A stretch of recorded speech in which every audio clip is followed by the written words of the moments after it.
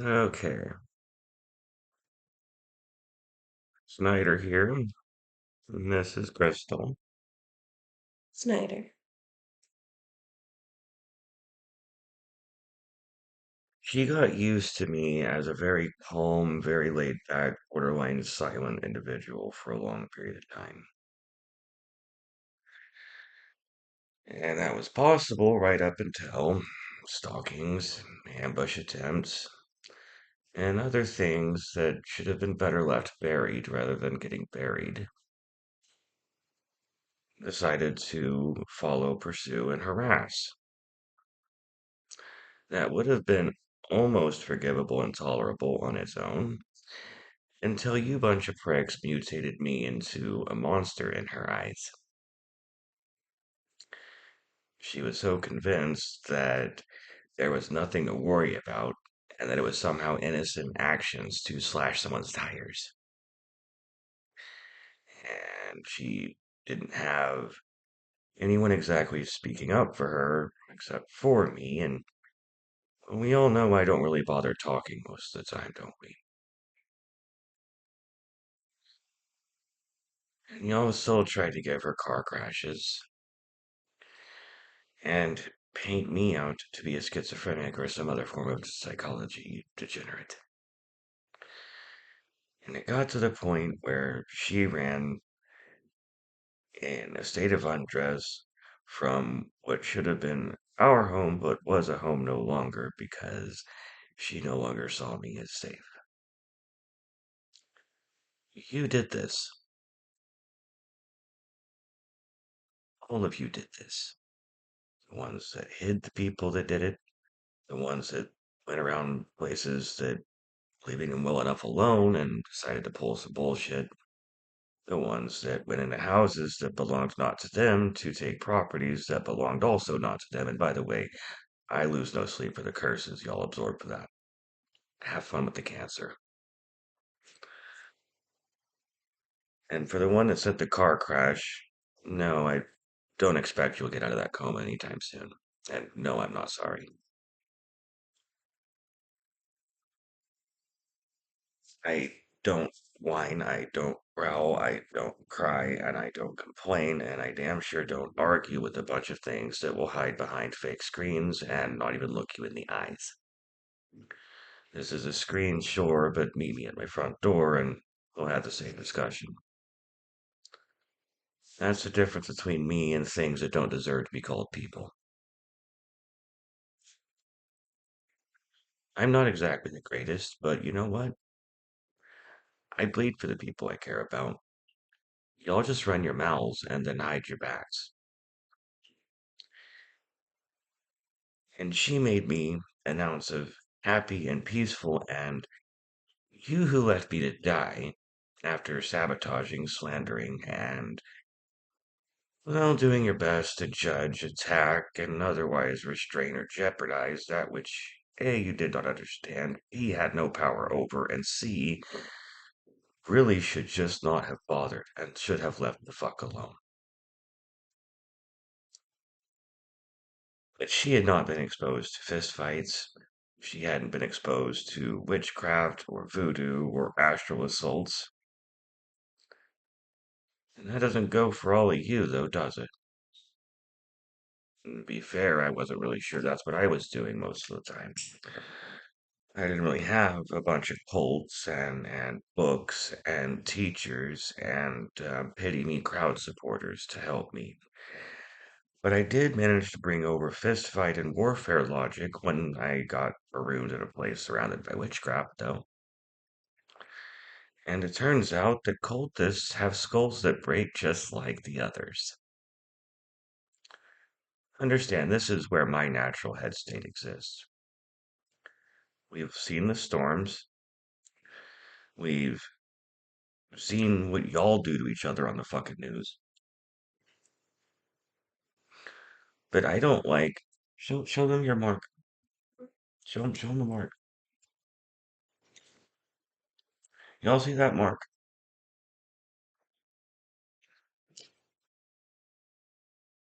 That registers as my most shameful moment in history now. And we got there because I thought I had to get forceful, and she got scared. And even though I had never actually harmed anybody more than I should have had to, even though I'm not known for putting more force than I should need to, and even though it was for the best of intentions, she's never gonna look the same at me again, and she's not wrong for it. But you fuckers did this. I tried warning her for months and years at a time, but she was fairly logical and fairly reasonable. She said, an entire village against you and beloved family members that character assassinate and use corrupt cops? No, no, there must be a vagary of perception. You must be imagining something. And it persisted until the car tires got slashed, and it persisted until the stalkings, and it persisted until the harassments at the workplace. And now the cars are circling around, and you can't keep your horns controlled. And after a number of different threats, ranging from rape to assault, I was at my wit's end for how to get her to see you as threats and psychotic individuals that really should have at least been looked at.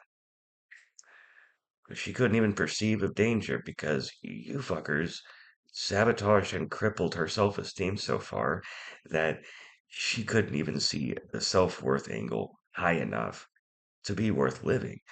Therefore, nothing's wrong with being attacked or assaulted.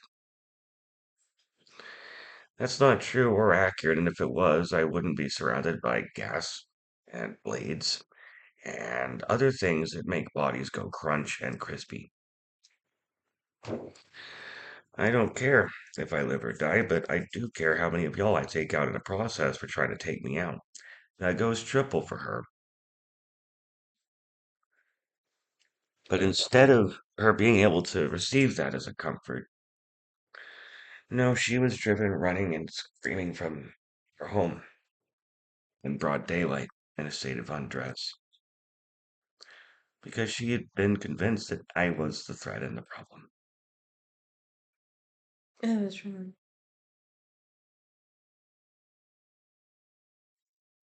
She's been the only reason that I've been alive for nearly a decade. Without her, I would have gone and hunted down several of you, and I wouldn't have lost any sleep, and you would have had it coming and never seen it coming either. But I didn't. And I did because I had her. I say had because, again, I damaged and crippled and changed a lot, trying to be both nice and tame for her and not slaughter all of you insects. Insects go where it smells sweet and warm and shit everywhere like you did. Insects are lured to light and multiply by the hundreds just to leave droves of dead bodies, just like you do with your little turf wars. And I knew this, and not only that, take the human element out of it. Okay, can we look around and say that everything is still human? I don't think we can. No, I get up from being hit with cars and work double shifts. Isn't that right, Christy? Or Adam, or whoever might still be over there. She gave me a reason to, one, not slaughter you all, and two, to not end myself. And you fuckers caused me to jeopardize and squander that in a way that I can't unsee in myself. And I would like you to know that one, she's not under duress. She is no hostage or captive here with me. I don't exactly have a gun to her head, and she's been free for weeks to make distance and vanish, and she hasn't.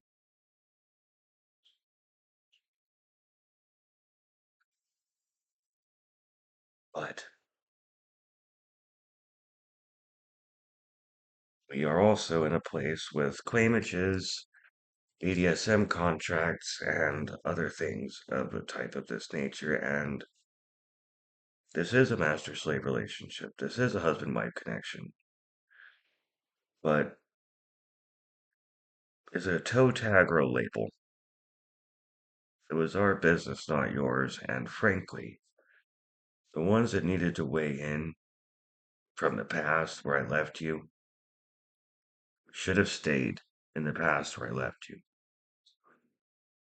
Okay, I didn't really appreciate having blades and objects come missing.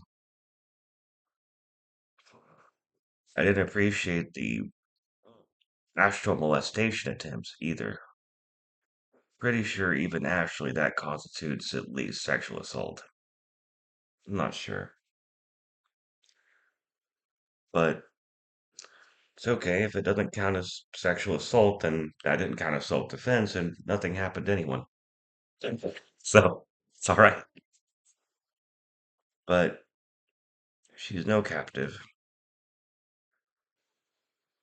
and you aren't unseen. I don't do threats, I don't do arguments, but I do try to give people a chance to plead their case. Why? Because very few ever give me that. But I thought we were all trying to be better for ourselves and for everyone around us. I was really stupid enough to believe that everybody wanted better and to improve, and I put in a lot of commitment towards that. But being sucker punched by cops in hospitals is amusing. At least as amusing as MK Ultra escape subjects running out of prisons. And as far as Wichita PD goes, we're taking public pictures in public properties, and this is a problem, and there's witnesses seeing this. This is how bad your illusions are. No smoke and mirrors. It's I smoke or I smoke you. No smoke and mirrors needed. Okay. Public property. She could have been a tourist, and in fact was a tourist, because she's not even from this town any more than I am. And you still wanted to give her a problem about taking pictures of public property, even though we're in the air capital of the planet, which means that this is a tourist attraction. And speaking of tourist attractions, I don't much appreciate being turned into a tourist attraction. The invasion of privacy down at that library, Douster. I see one more goddamn library book printed on my life story, and I'm cursing your entire bloodline and anyone stupid enough to read your shit. I know, I don't care whose name is on it either. That porta potty business, that was a story between me and a dead man.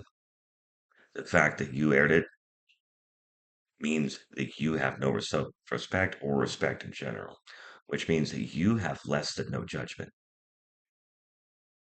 Even your shitty Bible tells you to respect the dead, and you did not. The fact that y'all couldn't kill me doesn't make y'all's shit look more graceful either. And never mind the fact that it is not what it looks like, but it is indeed what it is. That is the important thing. She is not up for grabs and she is not a target. And like this ash, you will fall for trying that again. No, I'm not up for grabs. And if you somehow got through my words and took her out, I would still adopt death rather than be back with any of you. Not out of pride, but out of a lack of self-disgust. I'm never going to forgive myself for that mark on her. But while we're being honest and all,